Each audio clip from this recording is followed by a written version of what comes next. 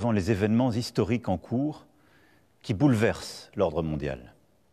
La guerre en Ukraine, qui a entraîné près d'1 million de morts et de blessés, continue avec la même intensité.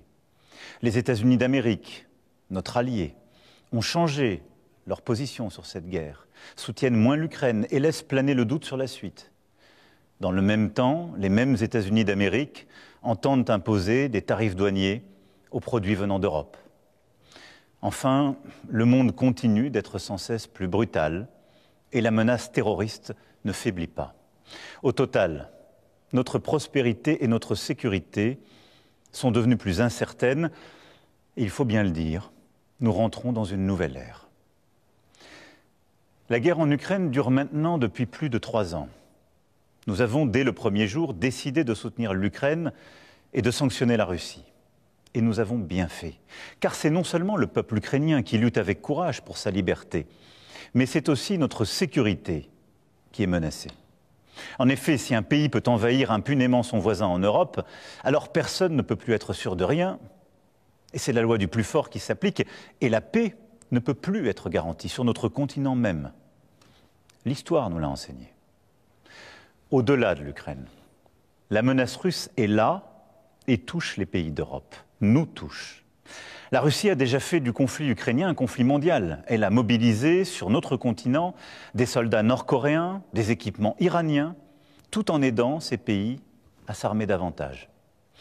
La Russie du président Poutine viole nos frontières pour assassiner des opposants, manipule les élections en Roumanie, en Moldavie. Elle organise des attaques numériques contre nos hôpitaux pour en bloquer le fonctionnement. La Russie tente de manipuler nos opinions avec des mensonges diffusés sur les réseaux sociaux. Et au fond, elle teste nos limites. Elle le fait dans les airs, en mer, dans l'espace et derrière nos écrans. Cette agressivité ne semble pas connaître de frontières. Et la Russie, dans le même temps, continue de se réarmer, dépensant plus de 40% de son budget à cette fin. D'ici 2030, elle prévoit d'encore accroître son armée et d'avoir 300 000 soldats supplémentaires, 3 000 chars, 300 avions de chasse de plus. Qui peut donc croire, dans ce contexte, que la Russie d'aujourd'hui s'arrêtera à l'Ukraine? La Russie est devenue, au moment où je vous parle et pour les années à venir, une menace pour la France et pour l'Europe. Je le regrette très profondément. Et je suis convaincu qu'à long terme, la paix se fera sur notre continent avec une Russie redevenue apaisée et pacifique. Mais la situation que je vous décris est celle-là et nous devons faire avec. Alors face à ce monde de danger, rester spectateur serait une folie. Il s'agit, sans plus tarder, de prendre des décisions pour l'Ukraine, pour la sécurité des Français, pour la sécurité des Européens. Pour l'Ukraine d'abord. Toutes les initiatives qui aident à la paix vont dans le bon sens et je veux ce soir les saluer. Nous devons continuer d'aider les Ukrainiens à résister jusqu'à ce qu'ils puissent négocier avec la Russie une paix solide pour eux-mêmes et pour nous tous. C'est pour cela que le chemin qui mène à la paix ne peut pas passer par l'abandon de l'Ukraine. Bien au contraire. La paix ne peut pas être conclue à n'importe quel prix et sous le diktat russe. La paix ne peut pas être la capitulation de l'Ukraine. Elle ne peut pas être son effondrement. Elle ne peut pas davantage se traduire par un cessez-le-feu qui serait trop fragile. Et pourquoi? Parce que là aussi, nous avons l'expérience du passé. Nous ne pouvons pas oublier que la Russie a commencé d'envahir l'Ukraine dès 2014 et que nous avons alors négocié un cessez-le-feu à Minsk. Et la même Russie n'a pas respecté ce cessez-le-feu. Et nous n'avons pas été capables de maintenir les équilibres faute de garanties solides. Aujourd'hui, on ne peut plus croire la Russie sur parole. L'Ukraine a droit à la paix et la sécurité pour elle-même, et c'est notre intérêt, et c'est l'intérêt de la sécurité du continent européen. C'est en ce sens que nous travaillons avec nos amis britanniques, allemands et plusieurs autres pays européens. C'est pourquoi vous m'avez vu ces dernières semaines rassembler plusieurs d'entre eux à Paris, aller les retrouver il y a quelques jours à Londres pour consolider les engagements qui sont nécessaires à l'Ukraine. Une fois la paix signée, pour que l'Ukraine ne soit pas à nouveau envahie par la Russie, il nous faut le préparer. Cela passera à coup sûr par un soutien à l'armée ukrainienne dans la durée. Cela passera aussi peut-être par le déploiement de forces européennes. Celles-ci n'iraient pas se battre aujourd'hui, Elle n'irait pas se battre sur la ligne de front, mais elle serait là, au contraire, une fois la paix signée, pour en garantir le plein respect. Dès la semaine prochaine, nous réunirons à Paris les chefs d'état-major des pays qui souhaitent prendre leurs responsabilités à cet égard. C'est ainsi un plan pour une paix solide, durable, vérifiable, que nous avons préparé avec les Ukrainiens et plusieurs autres partenaires européens, et que j'ai été défendre aux États-Unis il y a 15 jours et à travers l'Europe. Et je veux croire que les États-Unis resteront à nos côtés. Mais il nous faut être prêts si tel n'était pas le cas. Que la paix en Ukraine soit acquise rapidement ou non, les États européens doivent, compte tenu de la menace russe que je viens de vous décrire, être capables de mieux se défendre et de dissuader toute nouvelle agression. Oui, quoi qu'il advienne, il nous faut nous équiper davantage, hausser notre position de défense, et cela pour la paix même, pour dissuader. À ce titre, nous restons attachés à l'OTAN et à notre partenariat avec les États-Unis d'Amérique. Mais il nous faut faire plus, renforcer notre indépendance en matière de défense et de sécurité. L'avenir de l'Europe n'a pas à être tranché à Washington ou à Moscou. Et oui, la menace revient à l'Est. Et l'innocence, en quelque sorte, des 30 dernières années, depuis la chute du mur de Berlin, est désormais révolue. À Bruxelles demain, lors du Conseil extraordinaire qui réunira les 27 chefs d'État et de gouvernement avec la Commission et le président du Conseil, nous franchirons des pas décisifs. Plusieurs décisions seront prises que la France proposait depuis plusieurs années. Les États membres pourront accroître leurs dépenses militaires sans que cela soit pris en compte dans leur déficit. Des financements communs massifs seront décidés pour acheter et produire sur le sol européen des munitions, des chars, des armes, des équipements parmi les plus innovants. J'ai demandé au gouvernement d'être mobilisé pour que, d'une part, cela renforce nos armées le plus rapidement possible, et d'autre part, que cela accélère la réindustrialisation dans toutes nos régions. Et je réunirai, avec les ministres compétents, les industriels du secteur dans les prochains jours. L'Europe de la défense, que nous défendons depuis 8 ans, devient donc une réalité.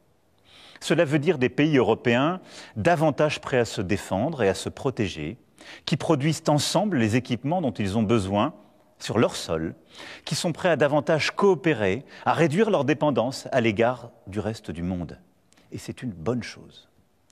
L'Allemagne, la Pologne, le Danemark, les États baltes et nombre de nos partenaires ont annoncé des efforts inédits en matière de dépenses militaires. Alors, dans ce temps de l'action qui s'ouvre enfin, la France a un statut particulier. Nous avons l'armée la plus efficace d'Europe. Et grâce au choix fait par nos aînés après la Deuxième Guerre mondiale, nous sommes dotés de capacités de dissuasion nucléaire. Ceci nous protège beaucoup plus que nombre de nos voisins. Et de plus, nous n'avons pas attendu l'invasion de l'Ukraine pour faire le constat d'un monde inquiétant. Et à travers les 2 lois de programmation militaire que j'ai décidées et que les parlements successifs ont votées, nous aurons doublé le budget de nos armées en presque 10 ans. Mais compte tenu de l'évolution des menaces, de cette accélération que je viens de décrire, nous aurons à faire de nouveaux choix budgétaires et des investissements supplémentaires qui sont désormais devenus indispensables. J'ai demandé au gouvernement d'y travailler le plus vite possible. Ce seront de nouveaux investissements qui exigent de mobiliser des financements privés, mais aussi des financements publics, sans que les impôts ne soient augmentés. Pour cela, il faudra des réformes, des choix, du courage. Notre dissuasion nucléaire nous protège.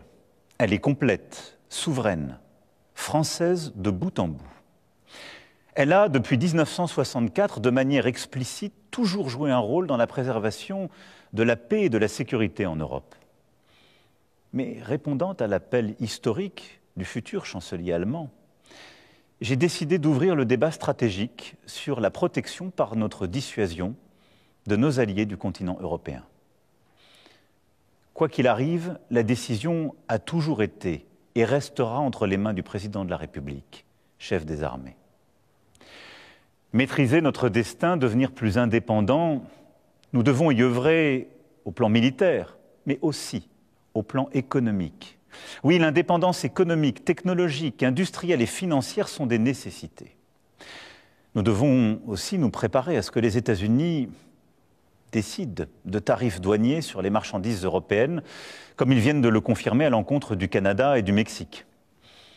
Cette décision incompréhensible, tant pour l'économie américaine que pour la nôtre, aura des conséquences sur certaines de nos filières. Elle accroît la difficulté du moment, mais elle ne restera pas sans réponse de notre part.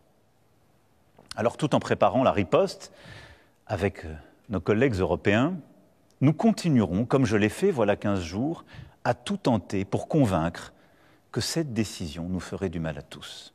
Et j'espère, oui, convaincre et en dissuader le président des États-Unis d'Amérique. Au total, le moment exige des décisions sans précédent depuis bien des décennies. Sur notre agriculture, notre recherche, notre industrie, sur toutes nos politiques publiques, nous ne pouvons pas avoir les mêmes débats que naguère. C'est pourquoi j'ai demandé au Premier ministre et à son gouvernement, et j'invite toutes les forces politiques, économiques et syndicales du pays à leur côté, à faire des propositions à l'aune de ce nouveau contexte. Les solutions de demain ne pourront être les habitudes d'hier. Mes chers compatriotes, face à ces défis et ces changements irréversibles, il ne faut céder à aucun excès. Ni l'excès des va-t-en-guerre, ni l'excès des défaitistes. La France ne suivra qu'un cap, celui de la volonté pour la paix et la liberté, fidèle en cela à son histoire et à ses principes. Oui, c'est ce en quoi nous croyons, pour notre sécurité, mais c'est ce en quoi nous croyons aussi pour défendre la démocratie, une certaine idée de la vérité, une certaine idée d'une recherche libre, du respect dans nos sociétés, une certaine idée de la liberté d'expression qui n'est pas le retour des discours de haine, au fond une certaine idée de l'humanisme. C'est cela ce que nous portons et qui se joue. Notre Europe possède la force économique, la puissance et les talents pour être à la hauteur de cette époque. Et que nous nous comparions aux États-Unis d'Amérique et a fortiori à la Russie, nous en avons les moyens. Nous devons donc agir en étant unis en Européens et déterminés à nous protéger. C'est pourquoi la patrie a besoin de vous, de votre engagement. Les décisions politiques, les équipements militaires, les budgets sont une chose, mais ils ne remplaceront jamais la force d'âme d'une nation. Notre génération ne touchera plus les dividendes de la paix. Il ne tient qu'à nous que nos enfants récoltent demain les dividendes de nos engagements. Alors nous ferons face, ensemble. Vive la République, vive la France.